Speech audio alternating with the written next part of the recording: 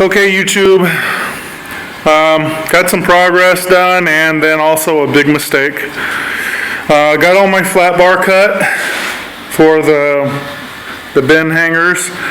This is not complete. Okay, there's actually going to be some 3/16ths. Excuse me, I don't know why I keep saying 3/16ths. I did that in another video and didn't catch it. 16 gauge sheet metal. I'm going to cut in strips that are about 3 inches tall, which is about as tall as the bins, and I'm going to weld it to these bars, which will raise it up about 1 inch. Basically, yeah, and the reason I'm going to do that is because this bar doesn't come down far enough to really support this. I mean, it does a good job. It definitely does a really good job. There's not a lot of down sagging, but if I put that flat or the 16 gauge steel all the way down to the bottom here, it's going to almost completely eliminate any kind of sagging from weight, any of this stuff. So, because it'll support the back of it a lot better. It requires 12 pieces, or roughly, because I don't have this in the drawing, 21 and a half. I mean, there's give and take room there. Obviously, it just needs to make it from that bar to that bar. And there's 12 of them. Originally, I was only going to put 20 bins, but after putting these on here and seeing how much room I had, like this, I've got plenty of room to get inside of these bins. Okay, so I'm going to actually put 24 on each side. And what I'm going to do is put the big Stanley bins, which are almost the same size as these, are probably about 1 inch longer. That's the only difference. Down here at the bottom. Okay, so I'll have the bigger ones there. But on to the mistake.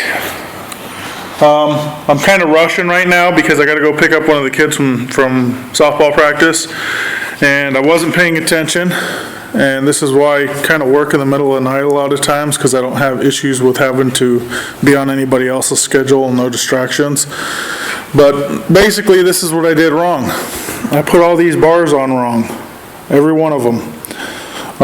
They should have been mounted to the back of this and to the front of this. The reason being is that would center it up like that. You see what I'm saying here? And now they're cocked at an angle where they're going to be leaning out towards the wall here.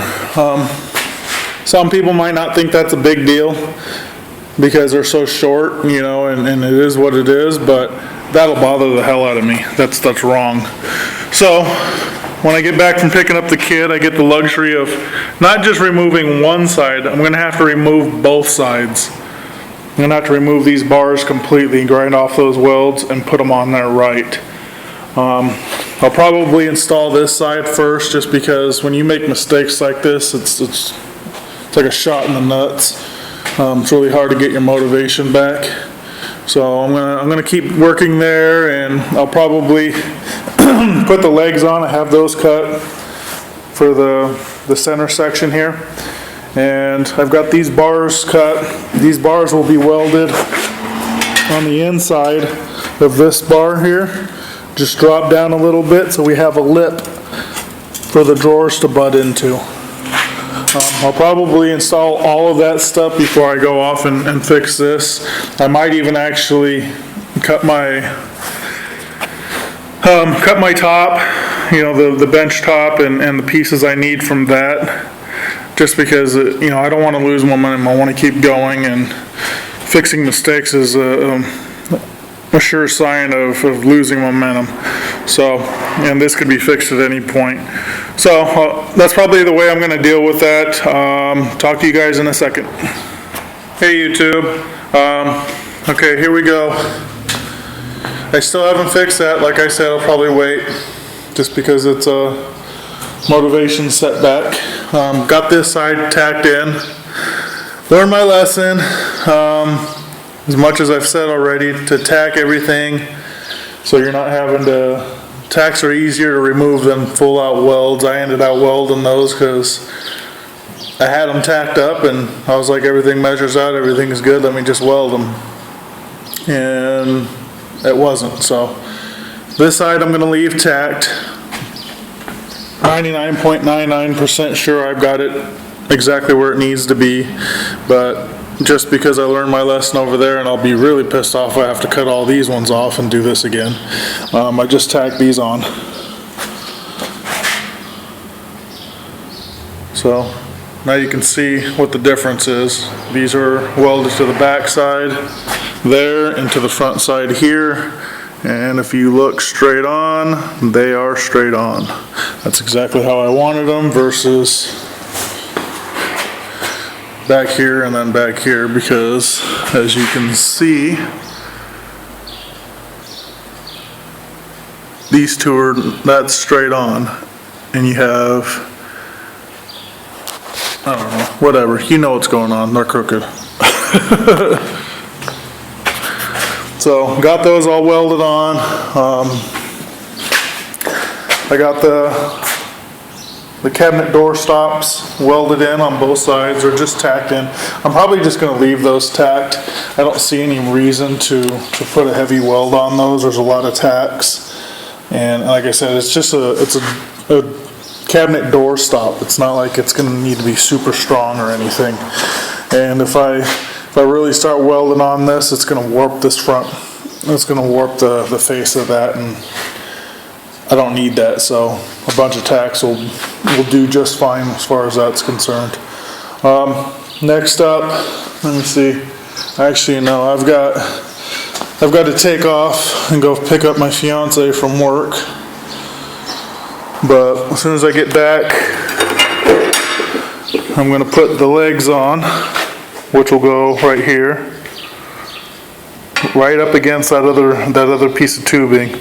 They'll be welded together, and that will also be, so it sticks out just like this one does. So then that'll be the mount for the hinges, as well as just some extra support on the front. But it's coming along. I'm really happy with it. Can't wait to finish it.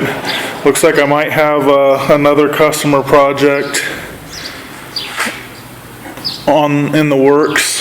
Something completely different. This is a return customer. We'll talk about that later, but I'll talk to you guys in a second. I'll edit in I'll put the legs on and edit that in, and then the repair of that, whatever progress I make.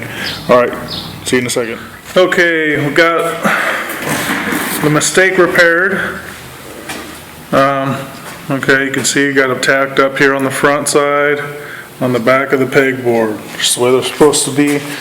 That actually wasn't so bad. I ground down where I cut the metal, so it's painted. Not going to be that big of a deal. It's the back of it anyways. And there's obviously the gap there. Get this camera to focus. There we go. But once I'm ready to finish welding these things off, I'll just weld it right there in that gap, and it'll be a little bit ugly, but it's the back of the cabinet. What else have I done? Oh, got the front legs put on. They're fully welded up, ready to go.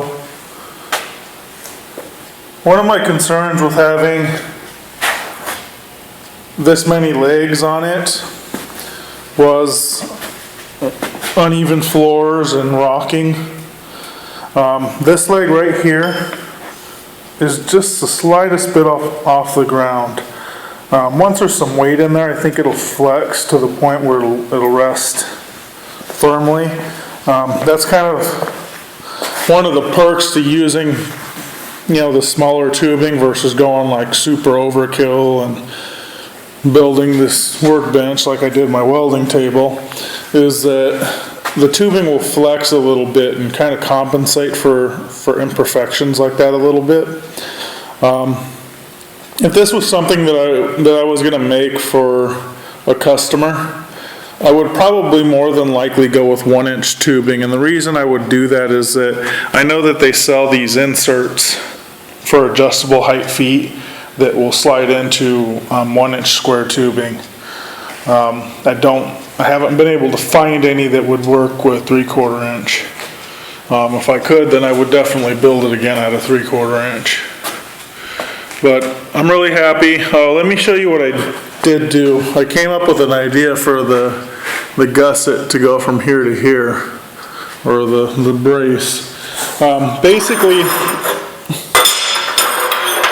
for that railing job that I was bidding on, that I still haven't heard back from, the first initial design had, the pickets had arches, basically a whole 180-degree bend at the top, and then it would come back down. So I did a test bend. I have this tubing bender here. There's a couple different companies that make this bender. I actually think it's one company, to be perfectly honest, and a couple different companies rebranding it and selling it as theirs. I'm 100% positive this is Chinese. It's not the greatest, but it works. My issue with it when I bent the 3/4 inch square tubing was it was a nightmare trying to get that tubing out of this die set. I had to beat on that thing with a hammer for probably a good half hour to get it out of that. Maybe if I would have used some oil on here or something like that, maybe it would have been a little bit easier. But this is all, the die set here, this is cast. This is not, this other roller die is not, but this die set is cast. And it just has a lot of little edges because it's cast that it grabs a hold of the metal. Naturally, when you bend square tubing, it's going to try to expand and do all kinds of crazy things, because bending square tubing is not, you're not going to ever get a clean bend with that. You're going to have distortion in it no matter what. So anyway, I had a piece of that I had just set aside that I had used for testing, and it wasn't quite a 180-degree bend. It was like this. The only difference is this end was shorter and it was all beat up from hammering on it. Let me kind of show you what it looked like. It looked like that. Basically, that's the piece. Not basically, that is the piece I cut off of it. This used to be sitting like right here. So what I did is I chopped that off and grabbed some scrap out of my scrap box and grafted a new piece in there. And it's not like perfect, but once this thing's painted, you're not going to really, unless you're eyeballing and looking for it, you're not going to know that was grafted.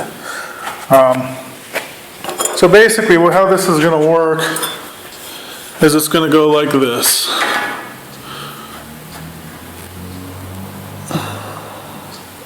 So flush on the front and then up here like that. And then once I put the sheet metal on the side of this thing, I'll probably punch some large holes in the side, like speed holes. You know, I don't have any dimple dies yet, but basically something like that, kind of like what I did with my welding table for those gussets, just to kind of make it cool, I guess. Give it a little bit different look. But that's the plan. I'm gonna tack those on right now. I'll probably I'm just going to tack them on for now, because I haven't decided on what I'm going to use as far as material for this shelf. What I did realize while I was sitting here wasting time is that I have this metal. I might try to use this for part of the sheathing on here. It's pretty thick. I don't know what gauge it is because it seems to be powder coated. But it might be enough material for me to put on the top shelf. If it is, and I can do it seamlessly where it doesn't look like crap, I'm probably going to. Right now, the plan is to take this out, lay it down, cut the top of the bench out of it, and cut the cabinet area, the floors for the cabinet areas out of it, and then start working on cutting the pieces that I need to finish up the brackets here. And basically it's just going to be a taller bracket like I said before, and welded to these ones It'll be plenty strong enough and give it plenty of support. So that's the plan, and I will talk to you guys in a second. Actually, you know what? I'm just gonna do I'm gonna end this video right here, and I'll follow it up with another part, because this video is getting long.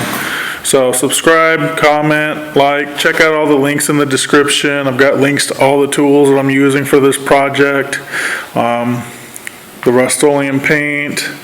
Basically everything that you might have questions on where I got it and how much it cost. Outside of the steel. The steel was bought at Klein Steel here in Syracuse, New York. It's also in Rochester. But everything will be in the description. Go check out Alvarez Metalworks. That's the first link, always the first link. That's my Facebook page. Go like that. And yeah, thanks for watching. And for those subscribers that keep watching my channel, thank you for the support, and talk to you guys soon.